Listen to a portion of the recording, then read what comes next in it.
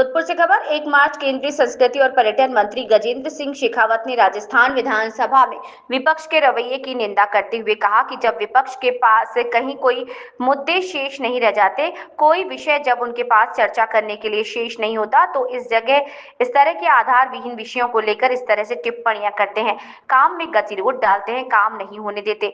शनिवार को केंद्रीय मंत्री शेखावत ने अपने निवास पर पत्रकारों से अनौपचारिक बातचीत की। विधानसभा में पक्ष विपक्ष के बीच गतिरोध जुड़े सवाल पर शेखावत ने कहा कि निश्चित रूप से ये निंदनीय है। लोकतांत्रिक व्यवस्थाओं में इस तरह की बातों की कहीं कोई गुंजाइश नहीं। मैं ये मानता हूं कि लोकतांत्रिक व्यवस्था में मर्यादा का पालन करना सभी की जिम्मेदारी है।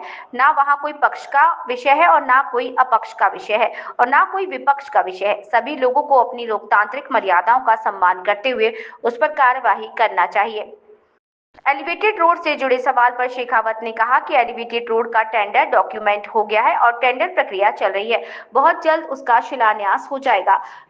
नाइट टूरिज्म पर उन्होंने कहा कि नाइट टूरिज्म को लेकर जो स्टेट घोषणा की, उसके आगे हम उसको स्टेट के साथ मिलाकर काम कर रहे हैं। पर्यटन के मानचित्र पर जोधपुर और अधिक प्रमुखता के साथ आए। राजस्थान में पर्यटन के दृष्टिकोण से और अधिक काम हो, इसके लिए राजस्थान सरकार से मिलने वाले हर प्रस्ताव पर सकारात्मक रूप से भारत सरकार का पर्यटन मंत्रालय विचार करेगा। जोजरी नदी के प्रदूषण से जुड़े सवाल पर शेखावत ने कहा कि निश्चित रूप से ये चिंता का विषय है। मैंने जनशक्ति मंत्री होने के नाते राज्य सरकार से बात की थी। उस समय में राज्य सरकार 40% और 60% सहयोग भारत सरकार दे, ऐसा प्रोजेक्ट प्रतीत पारित किया गया। मैं धन्यवाद करूंगा राजस्थान सरकार की कि अभी बजट में उन्होंने इसके लिए 176 करोड़ रुपए के प्रोजेक्ट की घोषणा की। राजस्थान सरकार अपना योगदान करेगी और भारत सरकार भी योगदान देगी। मुझे पूरा विश्वास है कि हम इस समस्या का समाधान हमेशा हमेशा के लिए कर पाएंगे। करोड़ भारतीयों ने कुंभ में स्नान किया और जो तत्व बोला करते थे कुंभ को लेकर अनायास कुछ भी, लेकिन आज पूरे वर्ल्ड के अंदर संदेश गया उसको लेकर एक संस्कृति मंत्री के रूप में आप क्या कहेंगे? देखिए, सारे अनुमानों को ध्वस्त करते हुए जिस श्रद्धा और आस्था के भाव के साथ में भारत और देश विदेश से दुनिया भर के लोग कुंभ के में स्नान करने के दृष्टिकोण से, कुंभ के समय में होने वाले विभिन्न आयोजनों में शरीक होने के दृष्टिकोण से और दुनिया भर के अनेक लोग कुंभ के प्रबंधन और इस तरह के मानव एकत्रीकरण, इतने बड़े मानव एकत्रीकरण के लिए, व्यवस्थाओं को देखने के लिए जो जैसी रुचि रखता था, जैसा भावना रखता था, उस भावना के अनुरूप कुंभ में आए।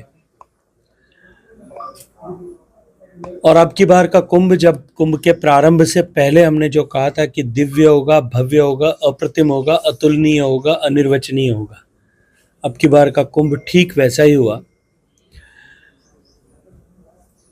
कुंभ के इस स्थूल पक्ष जो सामने दिखाई देता है, उसके अतिरिक्त भी इस कुंभ के 45 दिन में जो 67 करोड़ लोगों के एक साथ आने के कारण से जो ऊर्जा का संकलन हुआ है और साथ साथ में भारत में एकात्मता और भारत की एकता, एक भारत श्रेष्ठ भारत का भाव जिस तरह से प्रतिपादित हुआ है, मैं ये मानता हूं कि वो और भी अधिक महत्वपूर्ण है।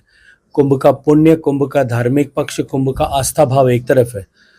इस कुंभ ने जिस तरह से भारत को एकता के सूत्र में एक बार फिर बांधने और पूरे भारत के हर कोने से आए हुए व्यक्ति के मन में ये विश्वास जगाने कि हम सब भारतीय हैं और भारतीय होने के नाते एक हैं, बहुत बड़ी भूमिका का निर्वहन किया है। केंद्र से भी काफी कोशिश, बहुत बड़ी समस्या आसपास के लोगों को कि निश्चित रूप से ये चिंता का विषय है।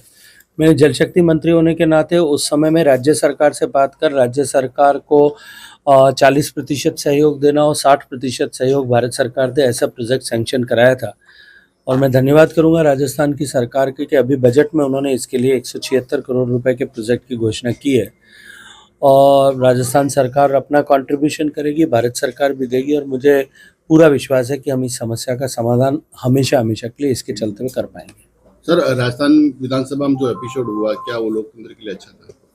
लेकिन निश्चित रूप से निंदनीय है।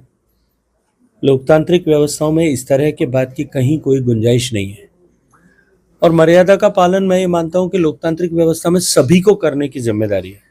न वहाँ कोई पक्ष का विषय है, न कोई अपक्ष का विषय, न कोई विपक्ष का विषय। सभी लोगों को अपनी लोकतांत्रिक मर्यादाओं का सम्मान करते हुए सब लोगों को उस पर कार्रवाई करना चाहिए। हालांकि राजस्थान के परिप्रेक्ष्य में या मैं लोकसभा के दृष्टिकोण से देखता हूं, मुझे लगता है कि जब विपक्ष के पास में कहीं कोई मुद्दे शेष नहीं रह जाते और कोई विषय जब उनके पास में चर्चा करने के लिए शेष नहीं होते, तब वो इस तरह के आधारहीन विषयों को लेकर के इस तरह से टिप्पणियां करते हैं, काम में गतिरोध करते हैं, काम न होने देते हैं। प्रदेश की जनता अनेक अपेक्षाओं के साथ में अपना जनप्रतिनिधि चुन करके भेजती है कि वो सदन में जा करके अपने क्षेत्र से जुड़े हुए विषयों पर और ओवरऑल समाज से जुड़े हुए विषयों पर, प्रगति के विषयों पर वहाँ चर्चा करेंगे, स्वस्थ चर्चा करेंगे। लेकिन जब चर्चाएं इस तरह की राजनीति की भेंट चढ़ती है, राजनीतिक महत्वाकांक्षाओं की भेंट चढ़ती है, तो उसका दुख निश्चित रूप से मतदाता को होता है। एक जनप्रतिनिधि के नाते मुझे लगता है कि हमें, चाहे हम किसी भी पाले में खड़े हों, जैसा मैंने कहा पक्ष अपक्ष और विपक्ष चाहे किसी भी पाले में खड़े हों, एक जनप्रतिनिधि के नाते जो हमारे मतदाताओं के प्रति हमारा जो भाव होना चाहिए, जो रिस्पॉन्सिबिलिटी होनी चाहिए, हम उस रिस्पॉन्सिबिलिटी को पूरा करने के दृष्टिकोण से सोचते हुए काम करें, ऐसा मैं मानता हूँ सभी को करना चाहिए। एलिवेटेड रोड है और घंटाघर का नाइट टूरिज्म को लेकर आपने 83 करोड़ रुपए जारी किए थे, क्या है? देखिए, एलिवेटेड रोड का जैसा मैंने कहा टेंडर डॉक्यूमेंट हो गया, टेंडर प्रोसीजर चल रहा है, बहुत जल्दी उसका शिलान्यास हो जाएगा। नाइट टूरिज्म को लेकर के जो स्टेट ने घोषणा की है और आगे हम उसको स्टेट के साथ मिलकर के काम कर रहे हैं। पर्यटन के मानचित्र पर जोधपुर और अधिक प्रमुखता के साथ में आए, राजस्थान में पर्यटन के दृष्टिकोण से और अधिक काम हो, इसके लिए राजस्थान सरकार से मिलने वाले हर प्रस्ताव पे सकारात्मक रूप से भारत सरकार का पर्यटन मंत्रालय विचार करेगा।